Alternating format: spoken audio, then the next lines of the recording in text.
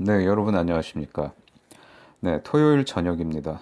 뭐 다들 행복한 주말 오후 보내시고 계시는지 궁금합니다. 다들 뭐 잘 보내시고 계시겠죠. 뭐 저만 불행하다고 생각 안 하고 요즘 이제 제가 아까 한 1년 반 만에 친구를 만나가지고요. 1년 반도 더 됐는데 정말 오랜만에 친구를 만나가지고 밥을 먹고 이제 스타벅스에 갔어요. 커피를 마시러 갔는데 테이블을 많이 이렇게 한쪽으로 이렇게 좀 치워놨더라고요. 그 사회적 거리두기 차원에서 그러는 건지 가서도 제가 이제 2층으로 구성된 그 스타벅스 리저브 매장에 갔었거든요. 근데 이제 들어가자마자 그 QR 코드로 전부 다 이렇게 찍고 그리고 이제 2층에 올라가서 자리를 잡고 제가 밥을 얻어 먹었으니까 커피는 그래도 사야지 하고 1층에 내려와 가지고 이제 커피를 주문을 했습니다. 커피를 주문을 하고 이제 위에 올라가 가지고 친구랑 같이 마시는데 이렇게 둘러보니까 커피를 마시는 중에도 다들 마스크를 쓰고 있어요. 저만 마스크를 벗고 있다가 그거 보고 이제 빨대로 이렇게 빨아 들일 때만 마스크를 잠깐 내리고 한 모금 빨아 먹고 다시 마스크를 올리고 이랬습니다. 근데 이제 제 친구가 고등학교 때도 굉장히 말이 없는 친구였어요. 거의 뭐 벙어리 수준의 어, 거의 그런 친구인데 또 성격도 굉장히 내성적이죠. 내성적이어가지고 그러니까 이제 말이 없겠죠. 근데 이제 나이를 먹어도 똑같아요. 똑같은데 만나가지고 가뜩이나 말을 조그맣게 진짜 개미 소리 같이 하는데 마스크를 쓰고 말하니까 이거는 뭐 입 모양도 안 보이지 들리지도 않지. 아주 너무 답답했습니다. 그래서 그 웬만하면 그냥 들은 척하고 그냥 끄덕끄덕거리다가 진짜 뭔 소린지 정말 못 알아듣는 것만 뭐라고 물었는데 뭐 말해도 또 안 들려요. 마스크를 쓰고 말하니까. 그 또 뭐라고 또 안 들리고. 그래서 참 좀 답답했습니다. 근데 이제 제가 이 얘기를 왜 하냐면은 카페를 가니까 사람이 별로 없어요.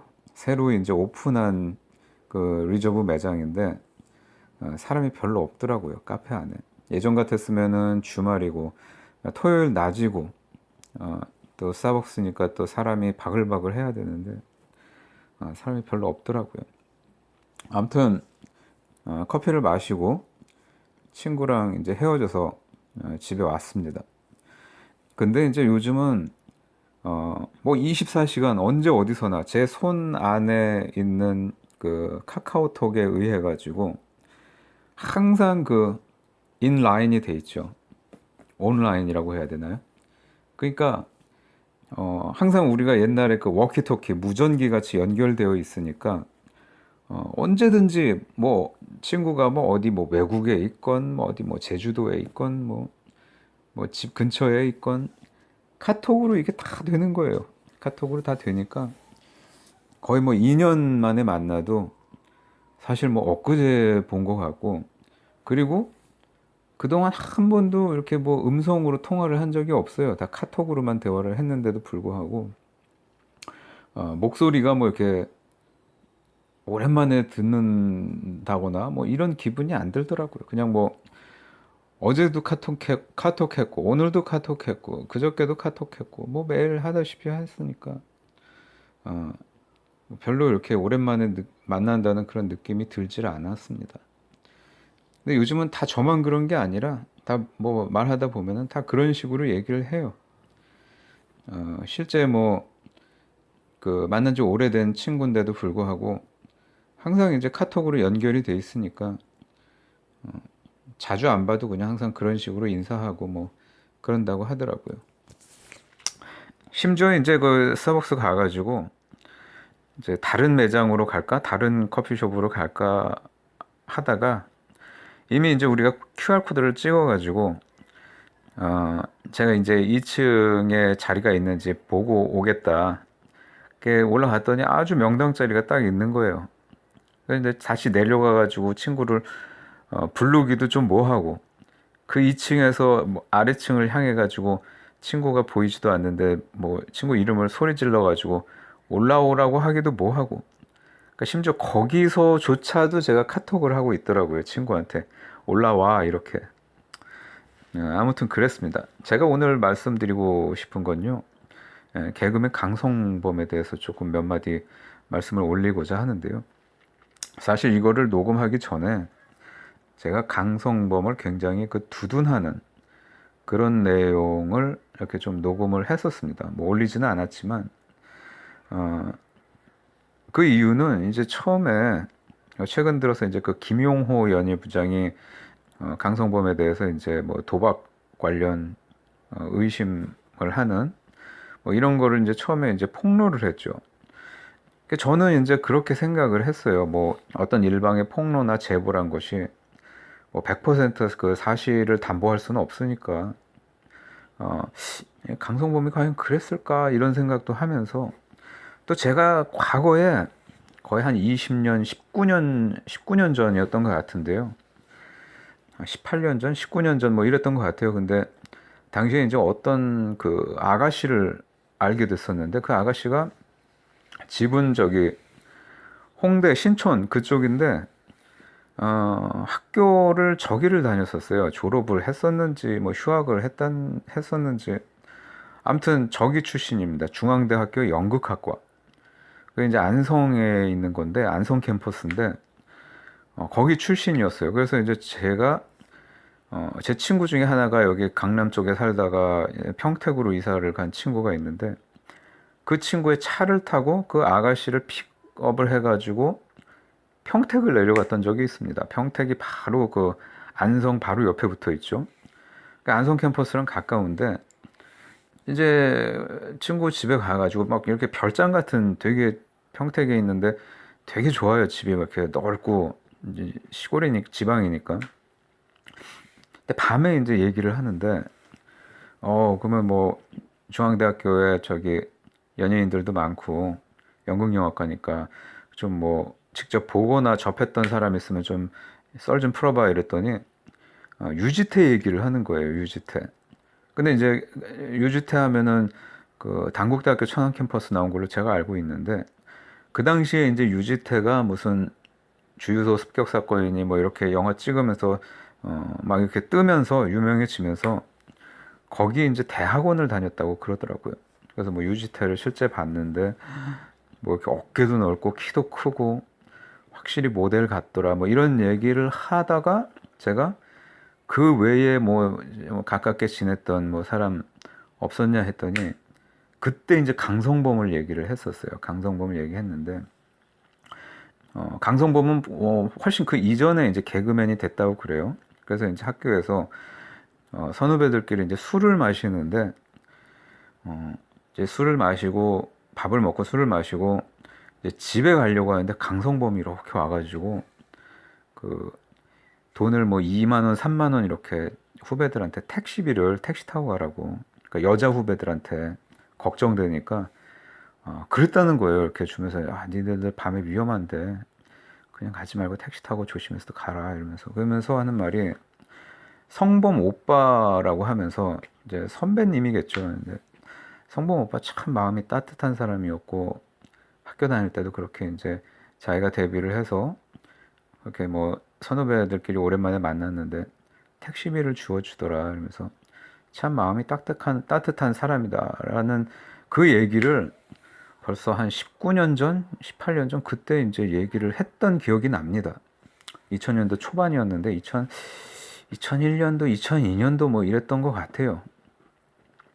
2003년도까지는 안 갔던 것 같은데, 아무튼 그래가지고 제가요, 저는 뭐 개그맨에 대해서 별로 아는 바가 없지만 그때 당시에 이제 그 들었던 얘기 때문에 저는 솔직히 강성범에 대해서 되게 좀 좋은 이미지를 갖고 있었어요.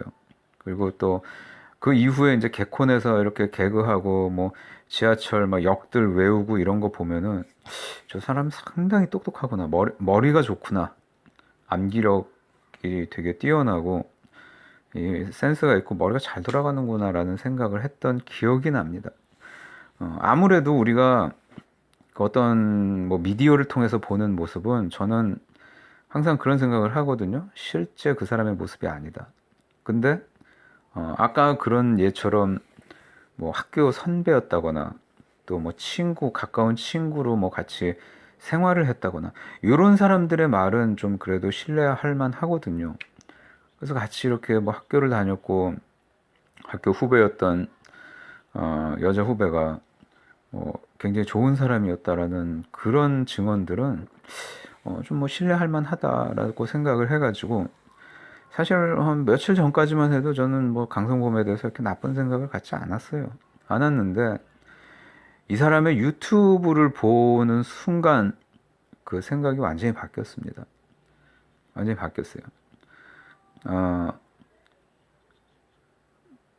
이런 생각이 들더라고요. 역시 이제 사람은 어떤 계기로 인해 가지고 이제 사람이 많이 바뀝니다, 성격이. 저도 그렇고 제 주변에 있는 사람들도 그런데 저는 아직 결혼을 안 했지만 제 주변에도 보면은 이렇게 결혼을 하고 나서 좀 이렇게 많이 바뀌는 경우들이 있어요.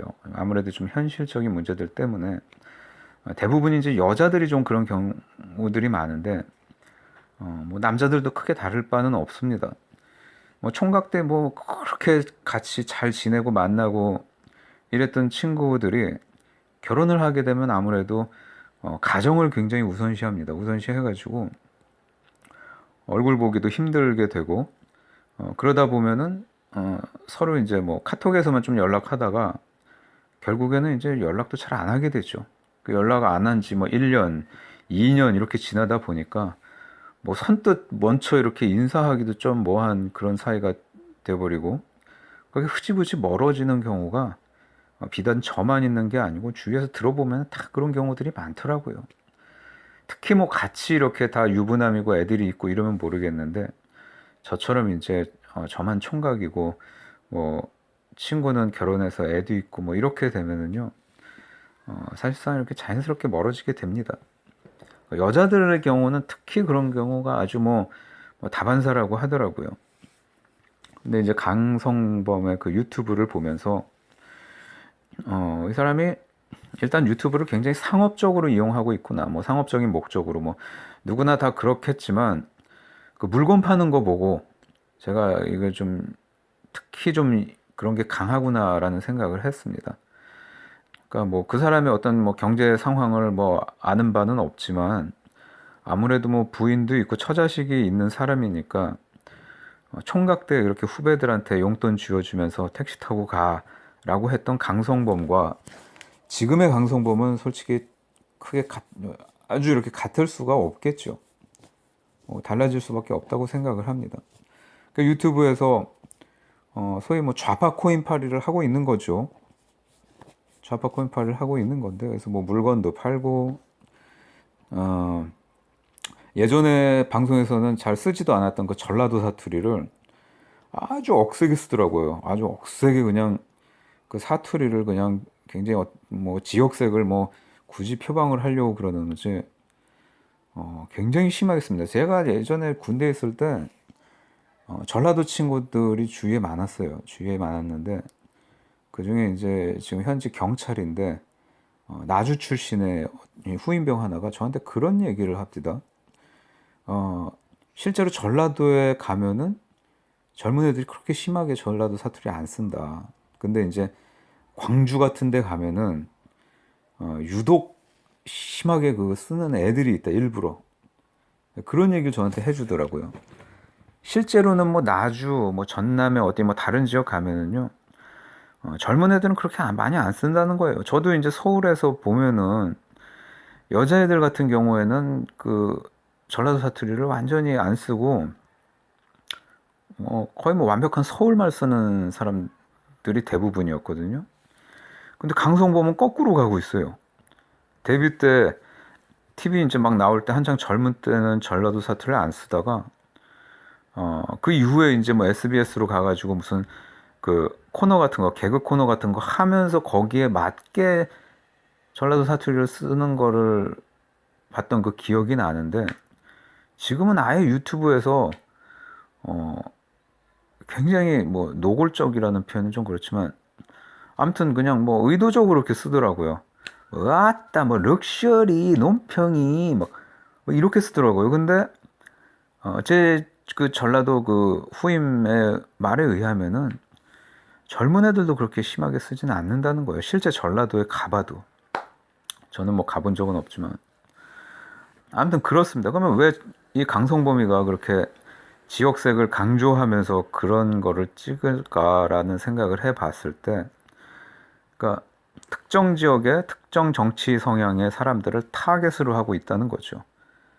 타겟으로 해가지고, 그러니까 자신을 비판하고 뭐 그거에 대해서 그 반대 진영에 있는 사람들은 일단 다 배척하고, 그쪽 코드, 좌파 코드, 대깨문 코드, 또 특정 지역, 요거를 타겟으로 해가지고 그걸 대상으로 이제 코인팔이를 하고 있다.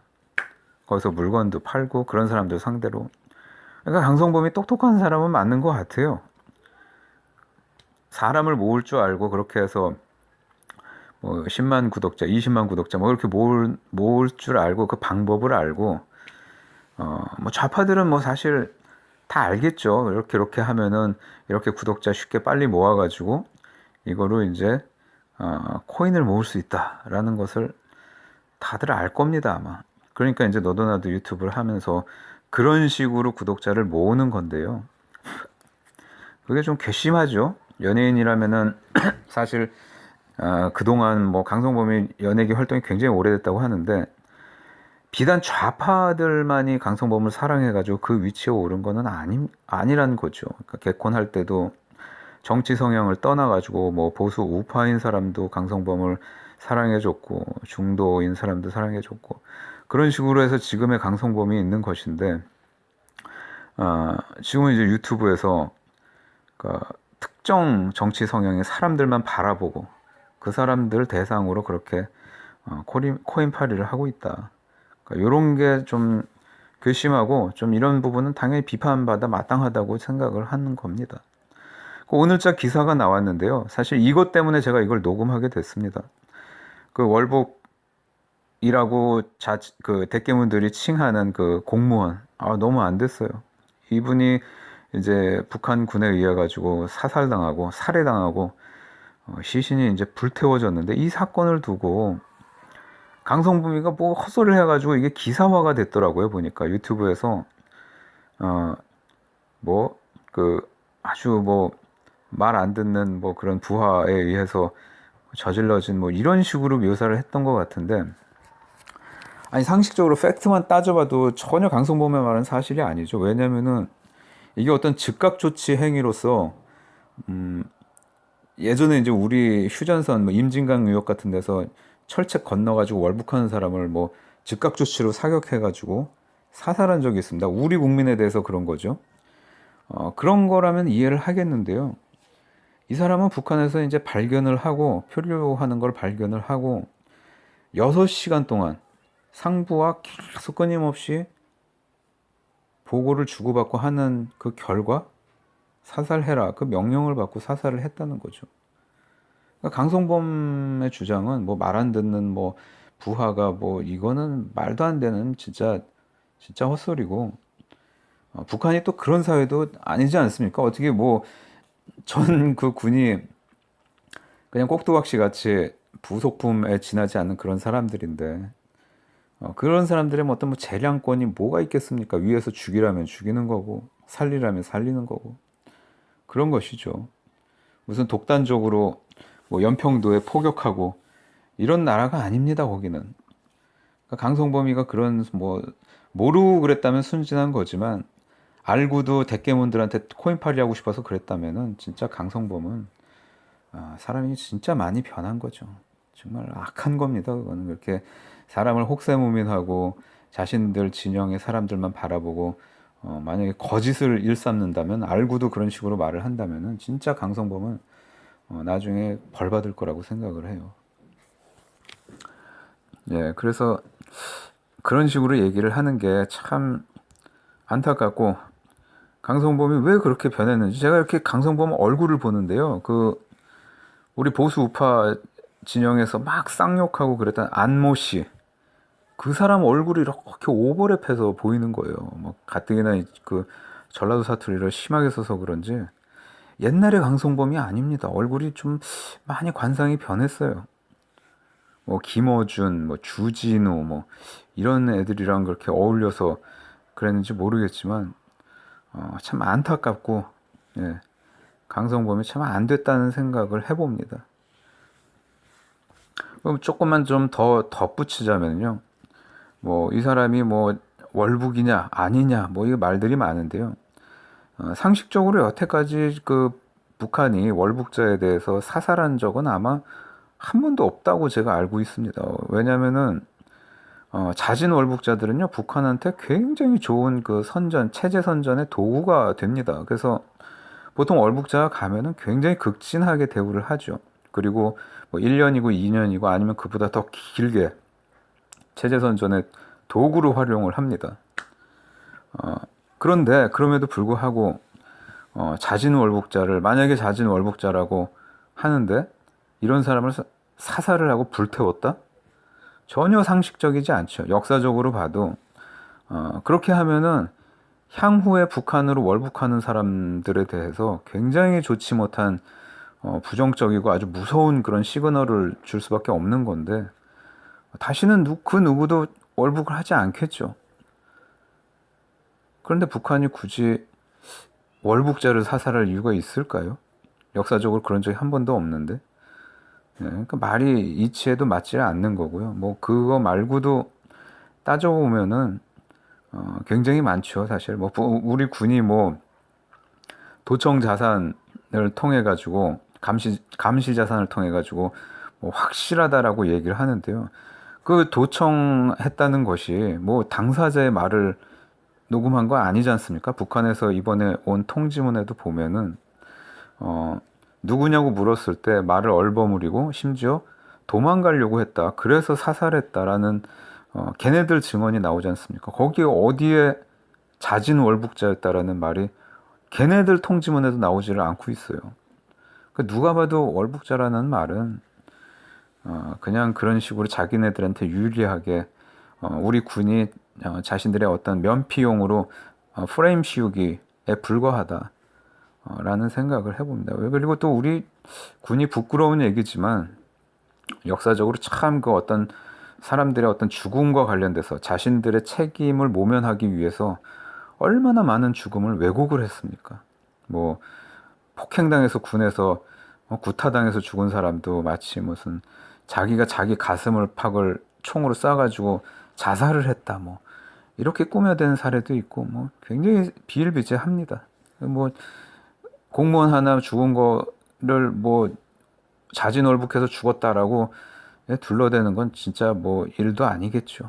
그렇지만 그 비명 행사에 간 그 당사자는 47살이시라고 하는데 너무 불쌍하고 정말 그 영혼이 좀 어떻게 구천을 헤매다가 그 어떻게 좀 좋은 데로 가실 수 있는지 그 원호를 어떻게 달릴 수 있는지 우리 군대가 그렇게 발표를 하면은 안 된다고 생각을 합니다.